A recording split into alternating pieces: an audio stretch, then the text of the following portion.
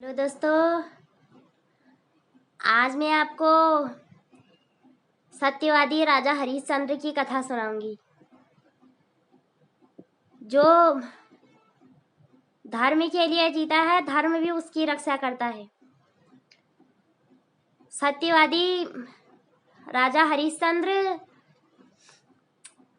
एक राजा थे और तारा रानी थी, और उनका एक पुत्र था, उनका नाम रोहित था। एक दिन राजा हरिश्चंद्र को स्वप्न आया कि उन्होंने अपना सारा राजपाट दान दे दिया है, क्योंकि राजा हरिश्चंद्र से जब कोई मांगता था तो राजा हरिश्चंद्र मना नहीं करते थे।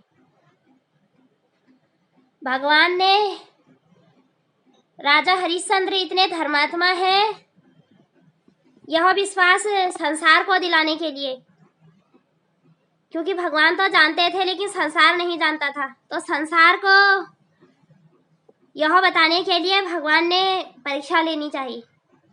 तो राजा के लिए तब विश्वामित्र जी को भेजा गया और उनसे कहा गया कि जाओ, राजा हरिश्चंद्र है, उनसे उनका पूरा राज्य मांग लाओ। अब सुबह दरबार लगा, विश्वामित्र मौजूद हुए और राजा हरिश्चंद्र भी मौजूद हुए। अब विश्वामित्र ने कहा राजा हरिश्चंद्र से, राजन, मैं आज आपसे कुछ मांगने आया हूँ। राजा ने कहा, मांगो, और जो तुम मांगोगे मैं अवश्य दूंगा।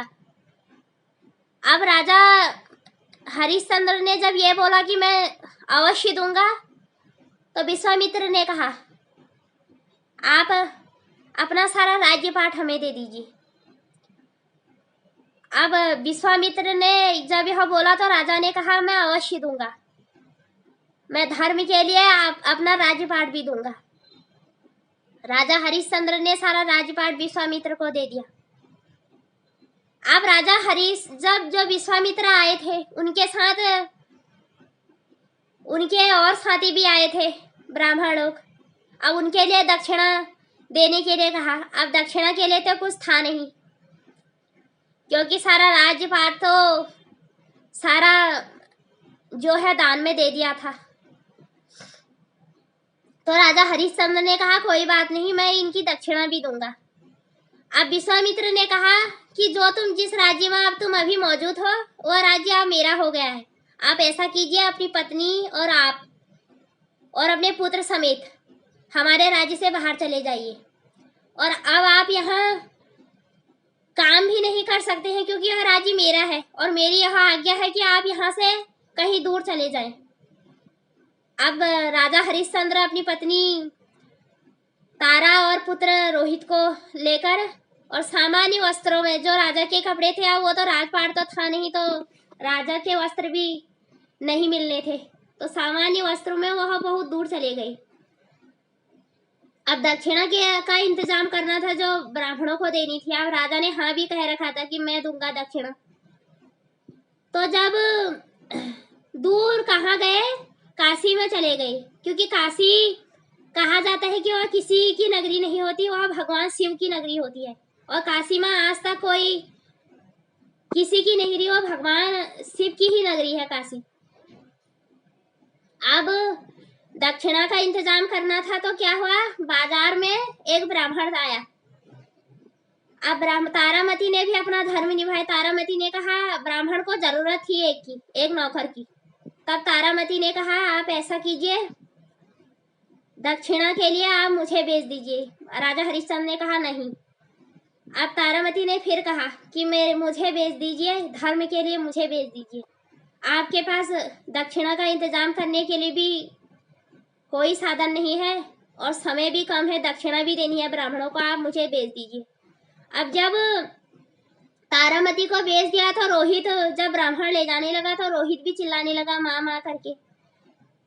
फिर तारामती ने रोहित के लिए भी कहा कि मैं अपने पुत्र को भी अपने साथ ले जाऊंगी, यह मेरा पुत्र है। बताया ब्राह्मण देवता को, यह मेरा पुत्र है और मैं अभी अपने पुत्र को भी अपने साथ ले जाऊंगी। ब्राह्मण देवता ने कहा, कोई बात नहीं। सिर्फ ब्राह्मण देवता ने इतना कहा कि इस पुत्र की वजह से घर गृहस्थी के काम में और हमारी सेवा में कोई रुकावट नहीं आनी चाहिए। तारामती ने कहा हाँ मैं अपना धर्म निभाऊंगी। अब आधी दक्षिणा का इंतजाम तो हो गया। अब आधी दक्षिणा कहाँ से लाए? तब राजा हरिश्चंद्र ने एक चांडाल को, जो वहां बाजार में आया था शमशान घाट में काम करने के लिए आया था, उसको क्या कहते हैं, देने के लिए, मतलब उसके नौकर की चाह में वो भी आया था बाजार में। तब राजा हरिश्चंद्र ने कहा मुझे ले लीजिए, मुझे धन की आवश्यकता है, आप मुझे ले लीजिए। उस चंडाल ने कहा हाँ ठीक है, मुझे तो जरूरत है काम की, एक नौकर की जरूरत है जो शमशान घाट में मुर्दों को जलाए और शमशान घाट में ही निवास करे। तो राजा हरिश्चंद्र ने कहा ठीक है।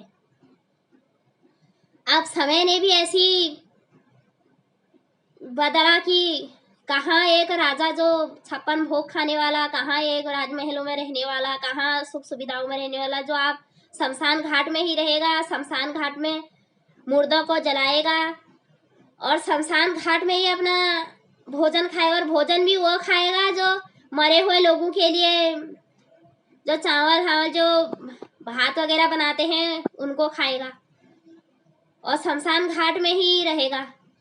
और उधर तारा देवी जो थी वह भी ब्राह्मण के घर काम करने लगी और अपना धर्म निभाने लगी। धीरे धीरे समय व्यतीत हुआ। एक दिन रोहित जो है खेल खेल रहा था और खेलते खेलते नागराज देवता आ गए। नागराज देवता ने रोहित को डस लिया और रोहित ने अपना परिचय दिया कि मेरी माता का नाम तारा है। एक व्यक्ति वहां से गुजर रहा था। रोहित ने कहा कि मेरी माता का नाम तारा है, मेरी माता से ये कहना कि जो आपका पुत्र है वह सांप ने डस लिया है और बगीचे में है। अब तारा वह जोर जोर से चिल्लाने लगा कि तारा नाम की महिला कौन है जिसका पुत्र सांप ने डस लिया है और बगीचे में है।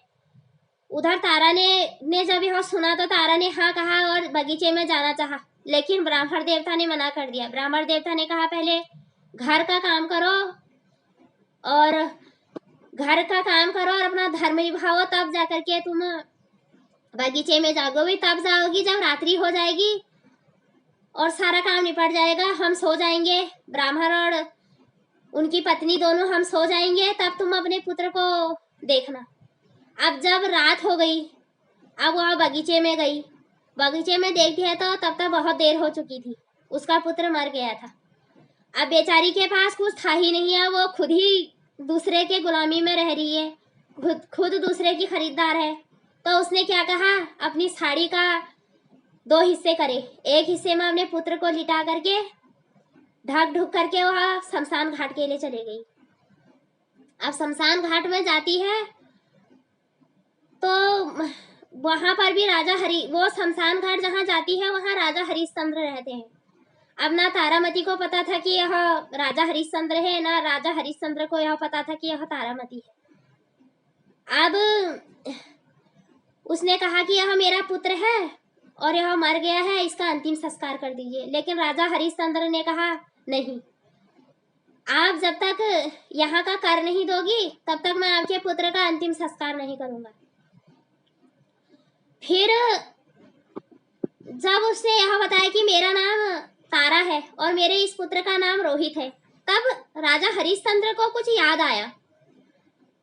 उन्होंने कहा कि मेरी पत्नी का नाम भी तारा था, पुत्र का नाम भी रोहित था। अब ना राजा हरिश्चंद्र ने तारामती को पहचाना, ना तारामती ने राजा हरिश्चंद्र को पहचाना, क्योंकि समय बहुत अधिक हो चुका था।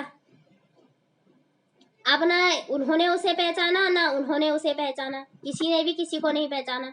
अब दोनों ही अलग हो गए थे, दोनों ही की वेशभूषा अलग हो गई थी। तो जब उन्होंने यह पूछा कि क्या आप वो राजा हरिश्चंद्र की पत्नी तारा हैं, तो तारा ने बोला हाँ मैं उनकी पत्नी तारा हूँ। मैं बाजार में मैंने खुद को खुद ही बेच दिया था पति के जो दक्षिणा थी उसे चुकाने के लिए। तब जाकर के उन्होंने उसे देखा तो उन्होंने बोला कि आप कौन है, आप राजा हरिश्चंद्र हैं? उन्होंने कहा हाँ मैं राजा हरिश्चंद्र हूँ। यह देख करके तारामती भी रोने लगी, हरिश्चंद्र भी रोने लगी। उसी समय की भी ऐसी विवशता है कि उसी समय कुछ गांव वाले आए भागते भागते और तारामती पर आरोप लगाने लगे कि इसने गांव में चोरी कर रखी है, और डॉन से कहा, जो उनका जिन्होंने खरीद रखा था जिस संडाल ने, उससे कहा कि ऐसा करो, इस स्त्री के का सर धड़ से अलग कर दो। अब ऐसा कहा तो क्योंकि आज्ञा थी, बिके हुए थे, तो राजा हरिश्चंद्र ने तलवार निकाली और तलवार निकाल करके जैसे ही तारामती का गला काटने लगे, और तारामती ने भी नहीं रोका। तारामती ने भी कहा कि यह धर्म की रक्षा के लिए अगर तुम मेरा गला भी काट देते हो तो कोई बात नहीं। तो उसने तलवार निकाली और जैसे ही तारामती का गला काटने लगे तैसे ही स्वयं साक्षात भगवान प्रकट हो गए। भगवान ने कहा, नहीं, आज आपने यह सिद्ध कर दिया है कि आपके जैसा ना कोई था, ना कोई होगा, ना कोई है, और जब तक ये संसार रहेगा तब तक आपकी कीर्ति रहेगी, और लोग आपको सत्यवादी हरिश्चंद्र के नाम से जानेंगे, आपकी पत्नी को तारामती के नाम से जानेंगे, और आपकी ख्याति पूरे संसार में रहेगी।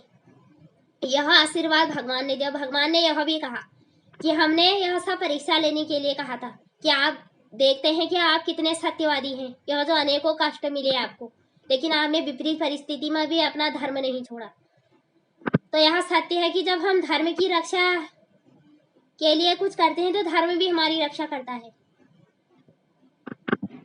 बस आज राजा हरिश्चंद्र की ही कहानी है।